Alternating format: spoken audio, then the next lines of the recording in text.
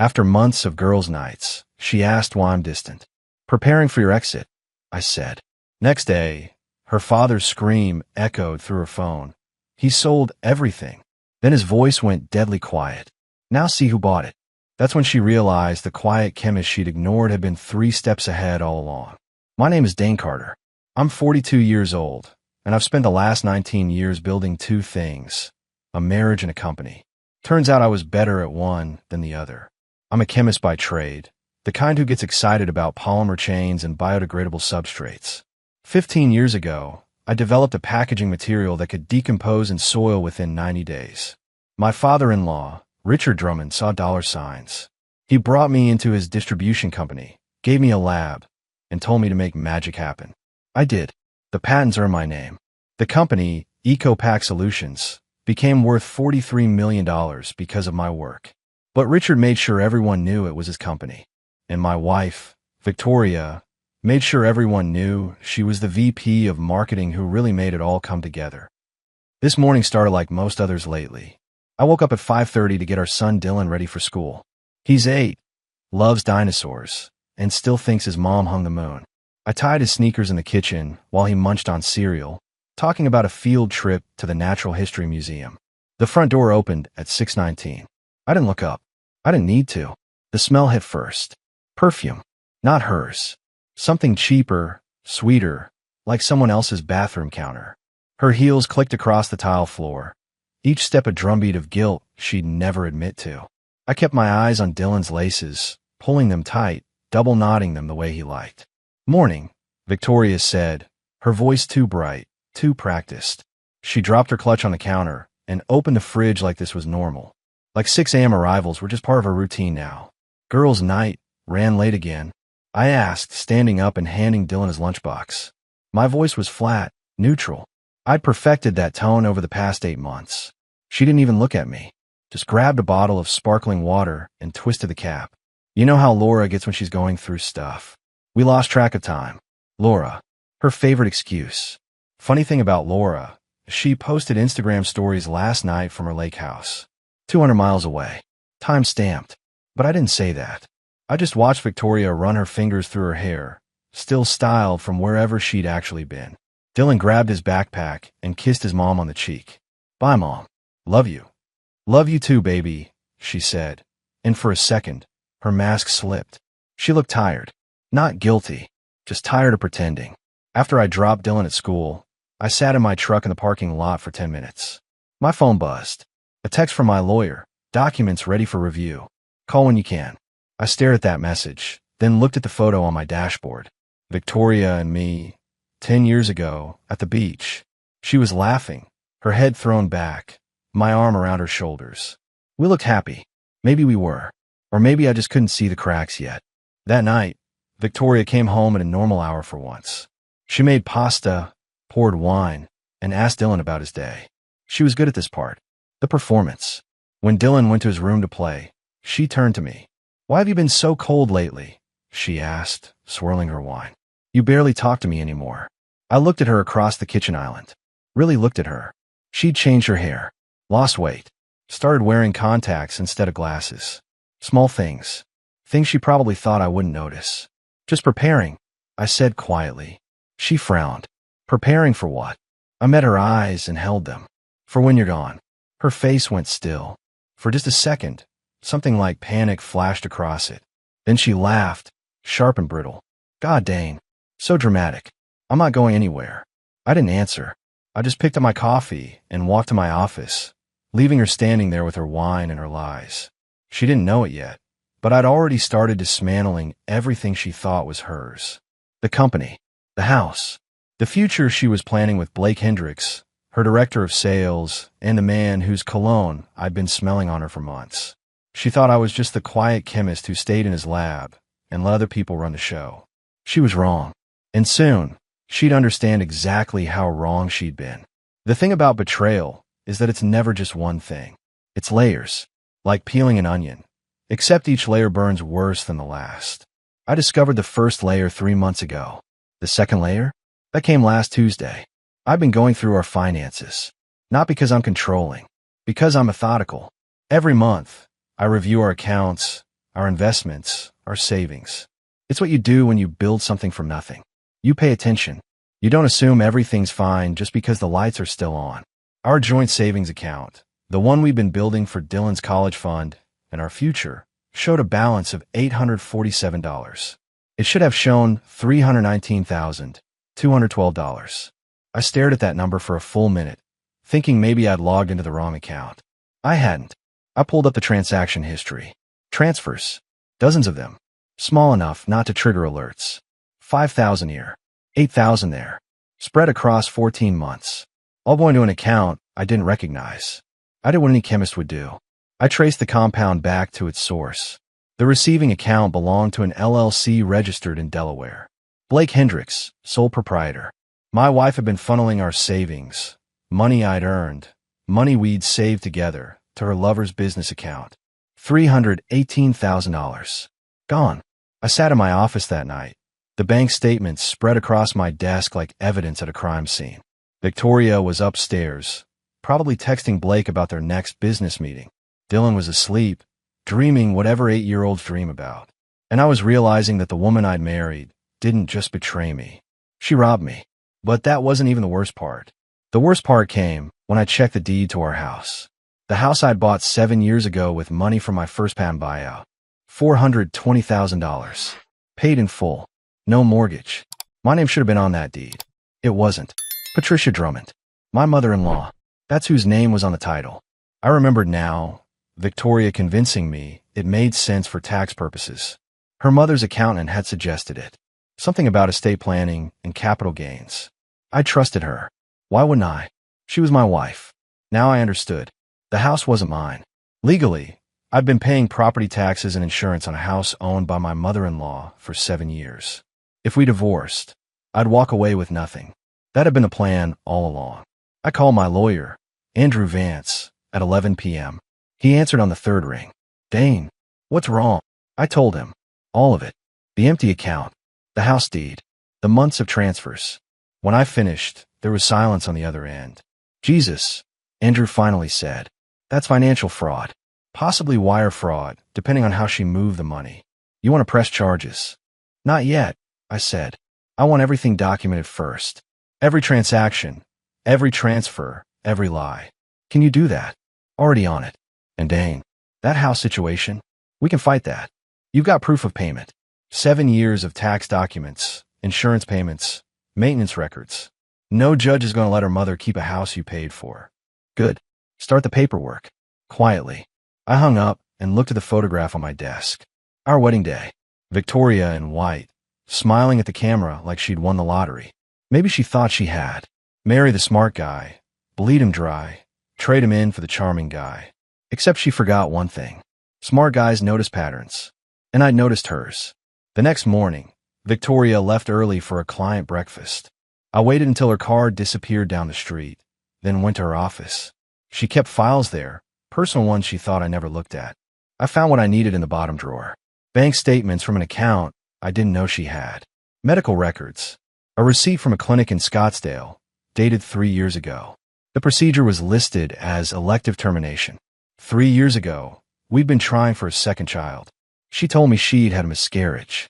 I held her while she cried. I brought her soup. I told her we'd try again when she was ready. She'd look me in the eyes and thank me for being so understanding. It was a lie. She hadn't miscarried. She'd chosen to end a pregnancy. And based on the dates, based on when Blake started working for us, I had a pretty good idea whose child it had been. She'd killed his baby to keep up the appearance of our marriage, to keep access to my patents, my work, my money. I put the papers back exactly where I found them. My hands were steady. That surprised me. I thought I'd be shaking. Instead, I felt cold, clear, focused. That evening, Dylan asked me to help him with a science project. We built a volcano in the backyard, mixing baking soda and vinegar, watching it erupt. He laughed and cheered and hugged me when it worked. Dad, you're the smartest person I know, he said. I looked down at him, at his bright eyes and his gap-toothed smile, and thought about the DNA test I'd scheduled for next week. The one his pediatrician had ordered after Dylan collapsed during soccer practice last month. They needed to check for genetic blood disorders. They needed both parents tested. I already knew what that test would show. I'd known for a while, Deep down, the way Dylan looked nothing like me. The way Victoria had pushed so hard for us to have a baby right after Blake joined the company 9 years ago. The timing of everything. But I needed proof. For court. For custody. For the moment when she realized I hadn't just been quiet. I'd been preparing. Dylan collapsed during recess on a Thursday. The school called me first, not Victoria. I was at the lab when my phone rang, the principal's voice tight with controlled panic. Mr. Carter, Dylan fainted on the playground. The paramedics are taking him to St. Michael's. You should meet them there. I made it to the hospital in 12 minutes. Victoria showed up 40 minutes later, mascara smudged, Blake's cologne still clinging to her blouse. She rushed into the waiting room like she'd been worried sick, but I'd already checked her location on Find My Friends. She'd been at the Marriott downtown. Room 412. Same room she visited every Tuesday and Thursday afternoon. What happened? She demanded, gripping my arm. Is he okay? They're running tests, I said, pulling away from her touch. They think it might be a blood disorder. Dr. Phillips came out 20 minutes later. Dylan was stable, but they needed to run genetic panels. Both parents had to be tested to identify potential hereditary conditions. It's standard protocol, Dr. Phillips explained, handing us consent forms. We need to map genetic markers from both of you to narrow down what we're dealing with. Victoria signed without reading. I signed knowing exactly what this test would reveal. The results came back 6 days later. Dr. Phillips called me into his office alone. Victoria was at another client dinner. The doctor slid a folder across his desk, his expression carefully neutral. Mr. Carter, I need to inform you of something the genetic testing revealed. He paused. Dylan doesn't share genetic markers with you. You're not his biological father. I didn't react. Didn't blink. Just nodded like he'd confirmed the weather forecast. I suspected, I said quietly. Dr. Phillips looked relieved he didn't have to navigate my emotional breakdown. The good news is Dylan's condition is manageable. It's a clotting factor deficiency, treatable with medication. But given the paternity revelation, you should know you have legal options regarding. I want full documentation, I interrupted. Every test result, every genetic report, sealed and sent to my attorney. Of course. I stood up, shook his hand, and walked out of that office with ammunition I'd known was coming. Dylan wasn't mine. 8 years of bedtime stories, soccer practices, homework help, teaching him to ride a bike, all of it built on Victoria's lie. But here's what she didn't understand. Biology doesn't determine love. I'd raised that boy. I'd been his father when it mattered. But in a courtroom, biology mattered. And that DNA test was going to cost her everything. That night, I made Dylan his favorite dinner. Spaghetti with the sauce he liked, garlic bread, chocolate milk. We ate together while Victoria was God knows where with Blake. Dylan told me about his friend's birthday party, about the science fair project he wanted to do. Dad, can we build a robot? He asked, eyes bright with excitement. Sure, buddy. We'll start this weekend. He hugged me before bed, his small arms tight around my neck. I love you, Dad. Love you too, kid, I said, and meant it. Whatever Victoria had done, whatever lies she'd told, Dylan was innocent. And I'd protect him from the fallout of her choices. But I'd also use those test results to make sure she never took him from me. I wasn't his biological father, but I was the only real parent he'd ever known. Any judge would see that, especially when they saw the evidence of Victoria's affair, her fraud, her lies. I went to my office after Dylan fell asleep and opened my laptop. The corporate documents were ready. Tomorrow morning at 9 a.m., the sale of EcoPack Solutions to Frost Industries would be finalized. Nathan Frost, the competitor Richard Drummond had publicly humiliated 2 years ago, would own everything. And Victoria, who thought her VP title was untouchable, would find out just how disposable she really was. I looked at the compass on my desk, the one Victoria gave me on our honeymoon, joking that I'd needed to find my way back to her. I picked it up, feeling its weight. Tomorrow, I'd mail it back to her. With a note, "You were the one who got lost." I always knew where I was going. The needle pointed north. Steady. True. Unwavering. Just like my resolve. The paperwork went through at 9:03 a.m. on a Wednesday. By 9:15, every employee at EcoPack Solutions received an email with the subject line, "Company Transition Notice." I was in my lab when it happened, pretending to review polymer samples while my phone buzzed with confused messages from coworkers. Victoria was in her office, probably scrolling Instagram or texting Blake. She didn't check her email until 9:47. I know because I heard the scream from 2 floors below. She tried calling me first. I didn't answer. Then she tried her father. 3 times. He didn't pick up. By 10:15, she was in the parking lot, phone pressed to her ear, pacing like a caged animal. Richard finally called her back at 10:22. I know because I was walking to my truck and heard everything. She'd put him on speaker, probably too panicked to care who overheard. Dad. Her voice was shrill, desperate. Did you see the email? What the hell is going on? I'm looking at it now. Richard's voice was tight, controlled, but I could hear the tremor underneath. This doesn't make sense. Dane doesn't have the authority to. He sold the company. Victoria shrieked. He sold our company to Frost Industries. He can't do that. There was a pause. A long one. I could almost see Richard Drummond's face going pale as he pulled up the shareholder agreements, the voting rights documentation, the cap table he hadn't looked at in years. Oh God, Richard whispered. What? Dad, what is it? His voice, when it came back, was hollow. Dead. He can. The majority stake. I gave it to him in 2018 for that bridge loan. It was supposed to be temporary. We were going to restructure after the expansion, but we never. He trailed off. We never did. He's had controlling interest for 7 years. Victoria's breath caught. No, that's not possible. You said we controlled the company. You said. I was wrong. Richard's voice broke. Actual emotion from a man I'd never seen show weakness. He sold everything, Victoria. The patents are in his name. He licensed them to the company, but he owns them. Without Dane, we have nothing. And now Frost has it all. He can't just. Victoria started, but her father cut her off. Oh yes, he can, Richard said, his voice dropping to barely a whisper. And you need to see who he sold it to. The line went dead. Victoria stood there, phone in her shaking hand, staring at nothing. Then she saw me, standing by my truck, 30 feet away, close enough to have heard everything. Our eyes met. Hers were wild, desperate, searching for an explanation that would make this make sense. Mine were calm, empty, final. Dane, she breathed, starting toward me. Dane, what did you do? I got in my truck, started the engine, and drove away.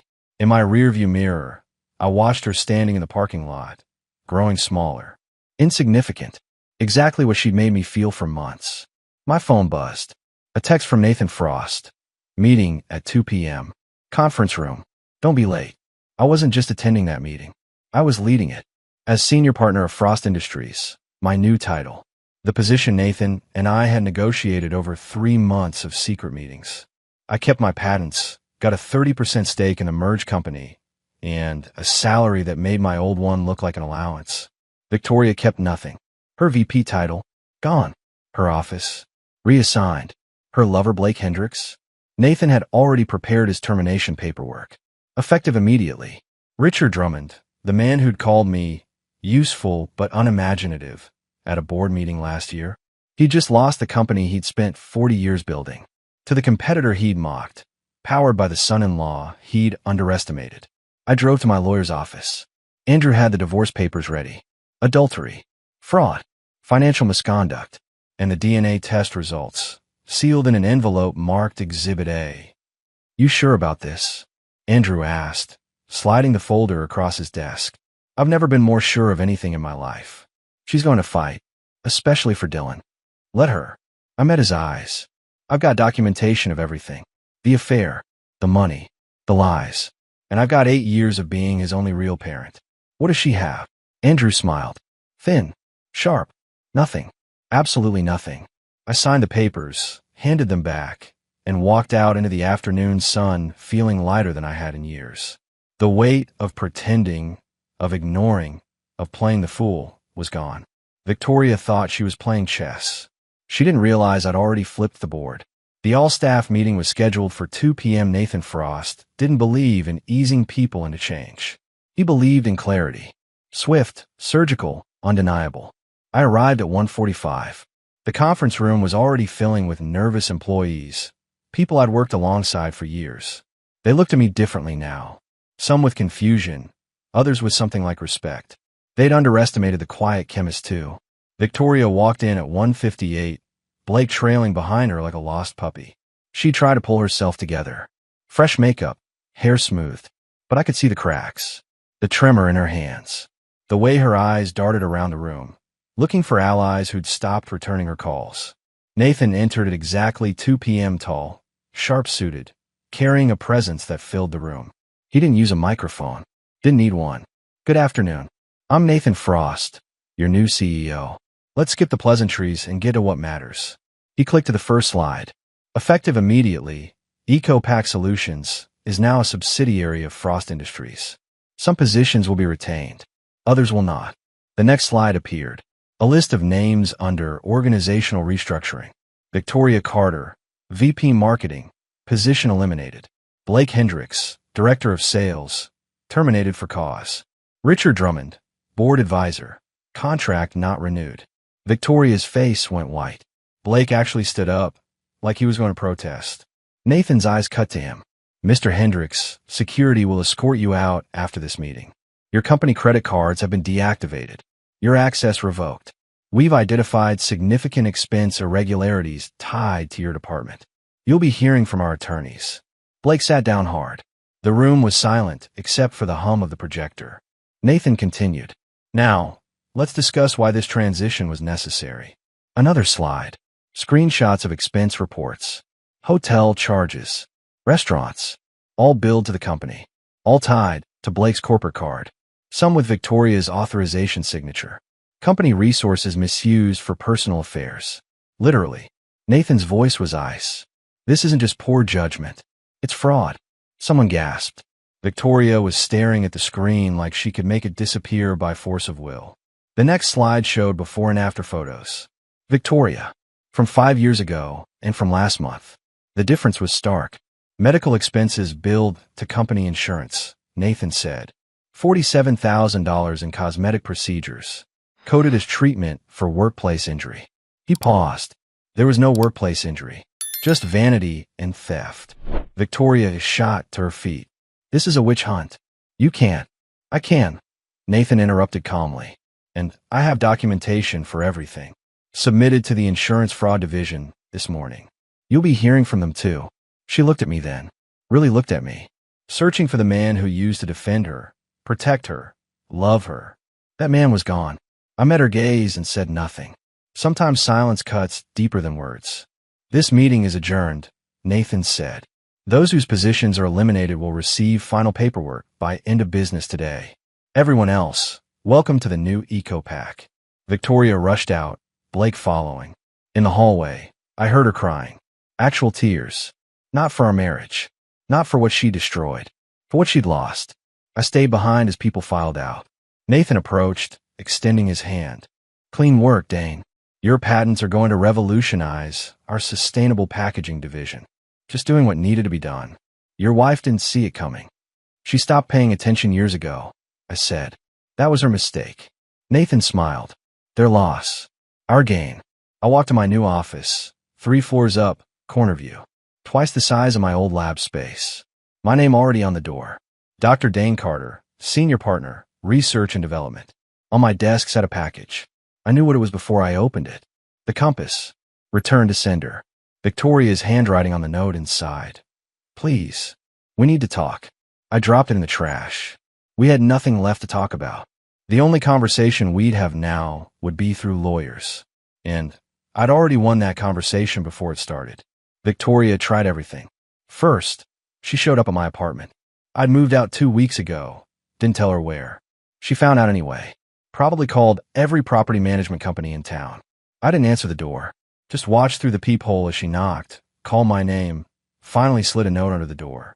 I left it there for 3 hours before reading it. Dane, please. Let me explain.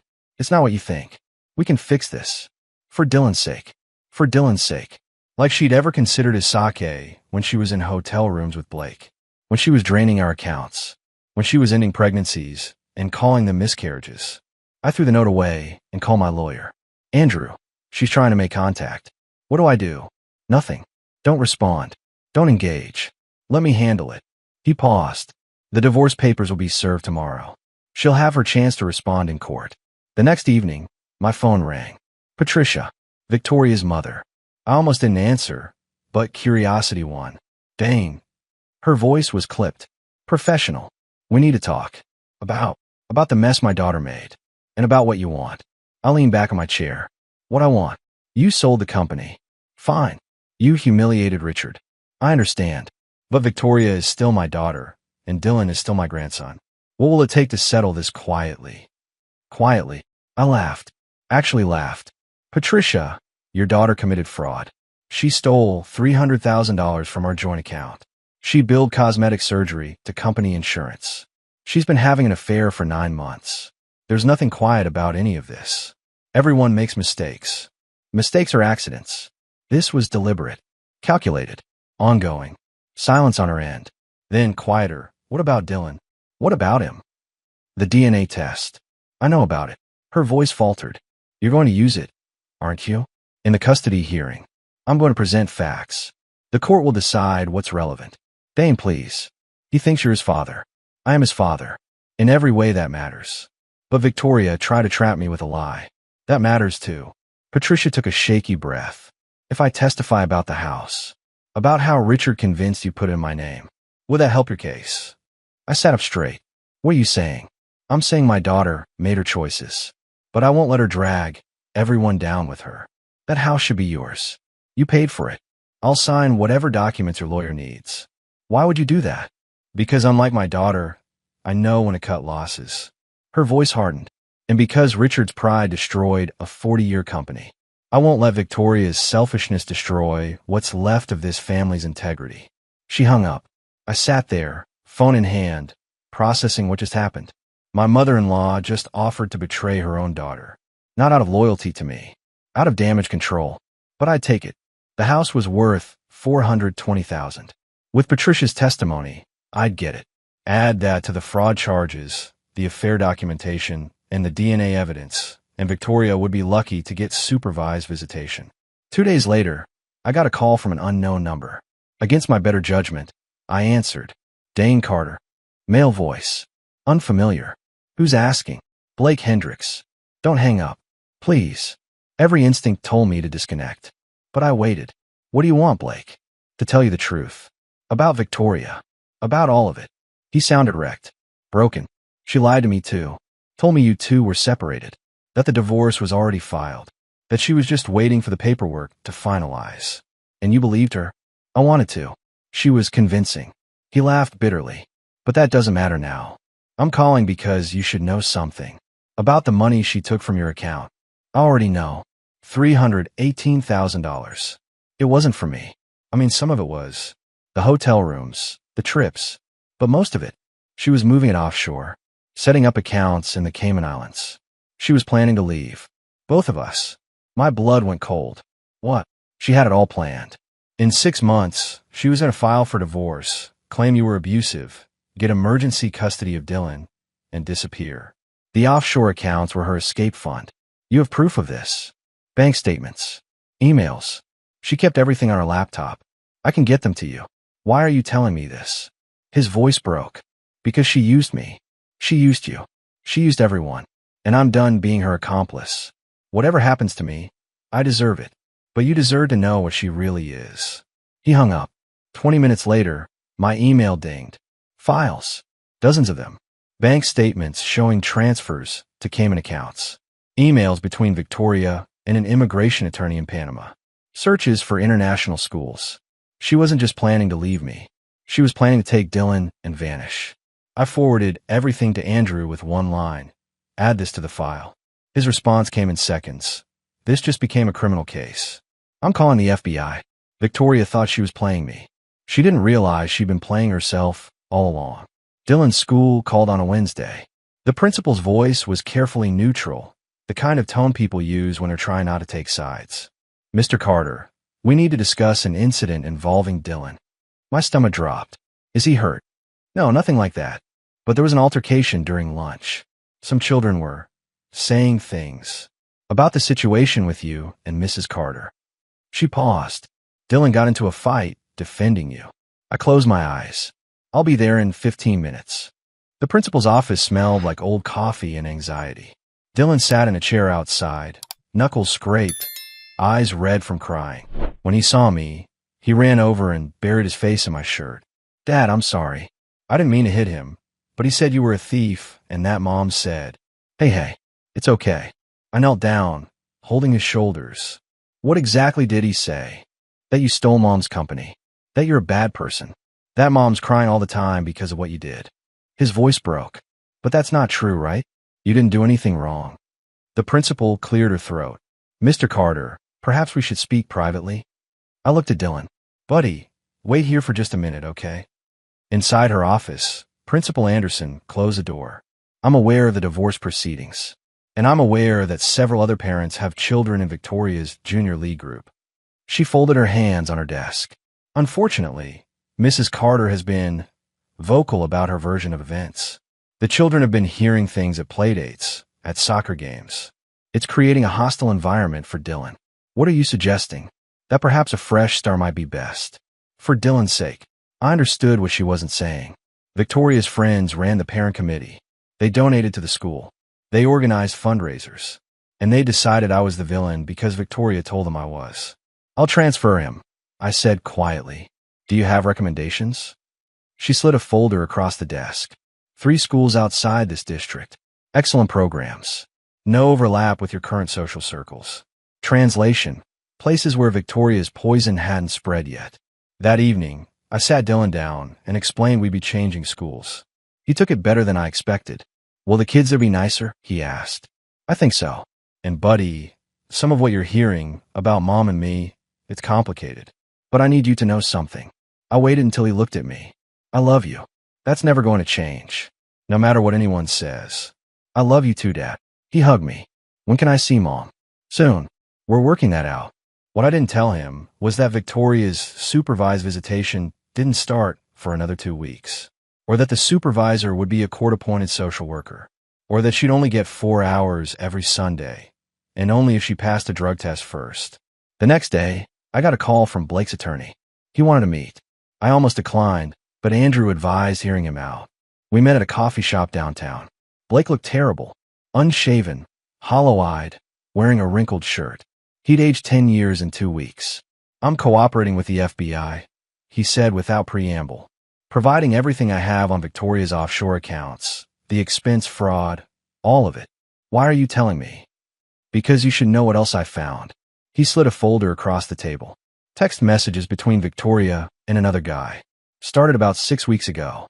Someone named Trevor from her gym. I stared at the folder. Didn't touch it. She was already planning to dump me. Blake continued bitterly. I was just a bridge. The stepping stone. Next month, she was going to file for divorce from you. Wait 6 months. Then marry Trevor. He's some investment banker. Rich family. How did you get these? She kept everything on her laptop. When I realized what she was doing, I copied the hard drive. He laughed, hollow and broken. I thought we had something real. Turns out I was just another transaction to her. I picked up the folder. These authenticated. My lawyer verified them. They're admissible. Blake stood. I know I don't deserve any sympathy from you, but I wanted you to know she played both of us, and she would have kept playing everyone until someone finally stopped her. He walked out. I sat there with the folder, thinking about Victoria's pattern, always looking for the next best thing, the next advantage, the next mark. I'd just been the longest con. Andrew filed the new evidence that afternoon. The judge wasn't going to like finding out Victoria had another affair partner while the first affair was being litigated. That night, Dylan asked me about his mother again. I told him the truth, in terms an 8-year-old could understand. Sometimes grown-ups make mistakes. Big ones. And those mistakes have consequences. Your mom made some choices that hurt a lot of people. Now she has to face what she did. Will she go to jail? I don't know, buddy. Maybe. He thought about that. I still love her. That's okay. You're allowed to love her and be disappointed in her at the same time. Are you disappointed in her? I looked at my son, at his earnest face and his scraped knuckles from defending me at school. Yeah, I am. But I'm proud of you. So proud. He smiled. And in that moment, I knew whatever hell Victoria had put us through, Dylan would be okay. Because he had one parent who showed up. One parent who told the truth. And sometimes, that's enough. The divorce hearing was scheduled for a Friday morning. I wore a suit, brought 3 binders of documentation, and sat next to Andrew while Victoria and her attorney took the opposite table. She looked smaller somehow, thinner. The confidence she used to wear like armor had been stripped away, leaving someone I barely recognized. Judge Reynolds reviewed the files for 10 minutes before looking up. This is one of the most documented cases of marital fraud I've seen in 20 years on this bench. She looked at Victoria. Mrs. Carter, your attorney has advised you of the evidence against you. Victoria's lawyer, a nervous woman named Hoffman, nodded. Yes, Your Honor. We're prepared to negotiate terms. Negotiate? Judge Reynolds raised an eyebrow. Mrs. Carter has committed provable fraud, adultery, and conspiracy to commit parental kidnapping. What exactly are we negotiating? Your Honor, my client acknowledges mistakes were made. Mistakes? The judge cut her off. She stole over $300,000 from a joint account. She billed cosmetic surgery to company insurance fraudulently. She maintained offshore accounts while planning to flee the country with a child who isn't biologically hers. These aren't mistakes. These are crimes. Victoria finally spoke, her voice small. I never meant to hurt anyone. Judge Reynolds looked at her over her reading glasses. What you meant is irrelevant. What you did is documented, provable, and indefensible. She turned to me. Mr. Carter, you're seeking full custody of the minor child, Dylan Carter? Yes, Your Honor. Despite the paternity test showing no biological relation. Dylan is my son in every way that matters. I've raised him since birth. I'm the only stable parent he's known. The judge nodded. The court agrees. Full custody awarded to Dane Carter. Victoria Carter will have supervised visitation for hours per month, pending completion of court-ordered counseling and compliance with all fraud investigation requirements. Victoria's sob was audible. Her attorney put a hand on her arm. Additionally, the judge continued, all marital assets, including the residence at 4782 Oakmont Drive, are awarded to Mr. Carter as compensation for documented theft and fraud. Mrs. Carter's claim to any portion of EcoPack Solutions or its successor entities is denied. She is ordered to repay the stolen funds within 90 days or face criminal prosecution. Your Honor, Attorney Hoffman tried. My client doesn't have the resources to. Then she should have thought of that before stealing them.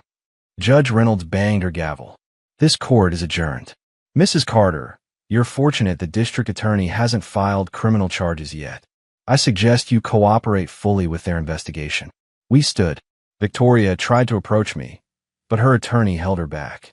I walked out with Andrew, not looking back. In the parking lot, Andrew shook my hand. You won everything. I lost a marriage. You lost a lie. You won your son, your company, and your integrity. That's not nothing. He was right. I drove to Dylan's new school to pick him up. He ran to the car, smiling, telling me about the science project he'd started. Dad, can we get pizza tonight? Absolutely. And can we start building that robot this weekend? You bet. As we drove home, Dylan asked the question I've been expecting. Did you see Mom today? Yeah, at court. Is she okay? I thought about how to answer that. She's dealing with the consequences of her choices. It's hard for her, but it's what needs to happen. Do you still love her? I glanced at him in the rearview mirror. I love who I thought she was, but that person might not have ever really existed. He nodded, processing that with the seriousness only kids can manage. I'm glad I'm staying with you. Me too, buddy. Me too. That night, after Dylan was asleep, I stood in my new home office and looked at the framed patent certificates on the wall. 15 years of work. Innovations that would outlast any marriage, any betrayal. Victoria had tried to take everything. Instead, she'd lost it all. Not because I was cruel. Because I refused to be a victim. I'd stopped reacting and started planning. I'd stopped hoping she'd change and started documenting what she was. And when the time came, I dismantled her world with the same precision I used to design sustainable materials. She'd underestimated the quiet chemist. That was her fatal error. Because quiet doesn't mean weak. It just means I was listening while she was talking.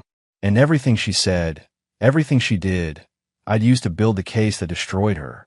Richard Drummond's office building went on the market 3 weeks after the divorce finalized. I drove past it one morning on my way to Frost Industries, saw the for lease sign, and felt nothing. No satisfaction, no vindication, just the quiet acknowledgement that some things can't be saved. Andrew called that afternoon. Victoria is being prosecuted. Wire fraud, insurance fraud, and conspiracy to commit international parental kidnapping. The DA offered a plea deal. 3 years, eligible for parole in 18 months. Did she take it? Her attorney's reviewing it. Trial would mean 7 to 10 if convicted. She doesn't have much choice. I thought about that. Victoria in prison. The woman who used to run charity galas and chair the junior league now wearing orange scrubs. Part of me felt sorry for her. A very small part. What about Blake? Cooperating witness. He'll get immunity if his testimony holds up. He's relocating to Oregon, starting over. At least someone was trying to rebuild. That was more than Victoria was doing. Dylan started at his new school the following Monday. Mountain View Academy. Smaller classes, better science program, kids who didn't know anything about our family drama. I walked him to his classroom that first morning. You nervous? I asked. A little. He looked up at me. What if they ask about Mom? Tell them the truth. Your parents are divorced. You live with your dad. That's all anyone needs to know. His teacher, Mr. Harrison, met us at the door. Young, enthusiastic, already planning a robotics unit Dylan would love. They started talking about circuit boards, and I knew he'd be okay. That evening, Nathan Frost invited me to dinner. His house in the hills, all glass and steel, and commanding views. His wife, Elizabeth, was a patent attorney. Sharp, funny, and genuinely interested in my work. Dane's biodegradable polymer is revolutionary, Nathan told her. We're already getting inquiries from major food distributors. I just make the materials, I said. You make them profitable. Partnerships work when both sides bring value, Nathan replied. Richard never understood that. He thought he was doing you a favor by letting you work. He didn't realize you were the entire value proposition. Over dessert, Elizabeth asked about Dylan. I told her about the new school, the robotics project, the slow healing process. Kids are resilient, she said, especially when they have one solid parent. I'm trying. You're succeeding. She smiled. Nathan told me about the custody battle. What you did for that boy, fighting for him even after the DNA test, that's real parenting. Later, driving home, I thought about that. Real parenting. Showing up every day. Telling the truth. Protecting your kid from the fallout of adult mistakes. Dylan was already asleep when I got home. I checked on him, watched him breathe peacefully, and felt the weight of the past months finally start to lift. Victoria had taken a lot. My trust, my money, years of my life. But she hadn't taken what mattered most. Dylan was safe. My work was thriving. And I'd learned that quiet strength beats loud manipulation every single time. Some battles you win by fighting. Others you win by refusing to be destroyed. I'd done both. 14 months after the divorce, I stood in Dylan's new school gymnasium, watching him compete in the regional science fair. His project, a biodegradable water filtration system, was ambitious for a 9-year-old. We'd worked on it together for 3 months. The judges awarded him second place. He ran over, metal bouncing against his chest, grinning ear to ear. Dad, did you see? Second place. I saw. I'm so proud of you. Can we get ice cream to celebrate? Absolutely. We went to the same shop we'd been going to since he was 3. Dylan got his usual, chocolate chip cookie dough. I got coffee. We sat outside in the spring sunshine, and he told me everything the judges said about his project. Mr. Harrison thinks I should submit it to the state competition. Then we'll work on improving it. Make it even better. He licked his cone thoughtfully. Dad, can I ask you something? Sure, buddy. Do you think Mom's proud of me? I chose my words carefully. I think she loves you. And I think wherever she is, whatever she's dealing with, she knows you're an amazing kid. Victoria was 6 months into her sentence at a minimum security facility in Nevada. She'd written to Dylan twice. Short letters, mostly saying she was sorry and she missed him. Dylan had written back once. I didn't push either way. Do you think I'll see her again? Probably. When she gets out, if she stays clean and follows the court rules, you might have visits. Would that be okay with you? I looked at my son, at his earnest face and his worried eyes. Dylan, you're allowed to love both of us. What happened between your mom and me doesn't change that you're her son too. If you want to see her someday, I'll support that. He nodded, relieved. Thanks, Dad. That weekend, I had dinner with someone new. Rachel, an environmental engineer I'd met through Nathan. She designed water reclamation systems for agricultural use. Smart, funny, and refreshingly honest. We've been seeing each other for 2 months. Nothing serious yet, but something with potential. Dylan had met her once, briefly, when she stopped by to drop off some research papers. He'd given his approval in the car afterward. She's nice. And she laughed at my science joke. High praise from a 9-year-old. Rachel and I talked about work, about her project in Arizona, about my expansion plans with Frost Industries. Then she asked about Dylan. How's he adjusting? Better. The new school was the right call. He's making friends, his grades are strong, and he's not carrying around other people's judgments anymore. And you? How are you adjusting? I thought about that. I'm good. Better than I've been in years, actually. It's strange. I went through hell, lost a marriage, fought a custody battle, watched someone I loved implode. But I came out stronger. That's not strange. That's growth. She was right. I'd spent so many years trying to hold together something that was already broken, trying to be enough for someone who was never satisfied, trying to ignore the warning signs because I'd made a commitment. Now I was free. Free to build something real. With Dylan, with my work, and maybe, eventually, with someone who actually valued what I brought to the table. We said goodnight outside the restaurant.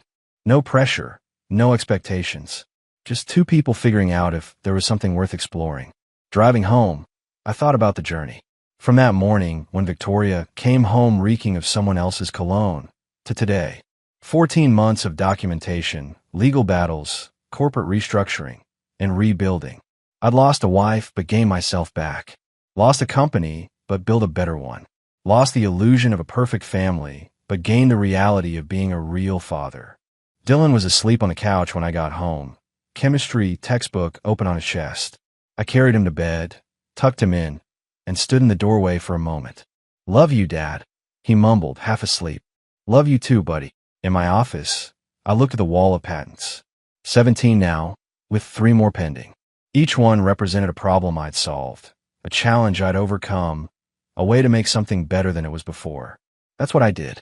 I identified what was broken and fixed it. Sometimes the broken thing was a polymer chain. Sometimes it was a life. Victoria had thought she could break me, take everything, and leave me with nothing. She'd been wrong, because she never understood that I didn't need her company, or her money, or her validation. I needed to know I'd fought for what was right, protected my son, built something lasting, and I'd done all 3. The compass sat in my desk drawer. I'd kept it, not out of sentimentality, but as a reminder that I'd always known my direction, even when everyone else was lost. North. Always north, toward truth, toward integrity, toward the life I deserved. And I'd finally arrived.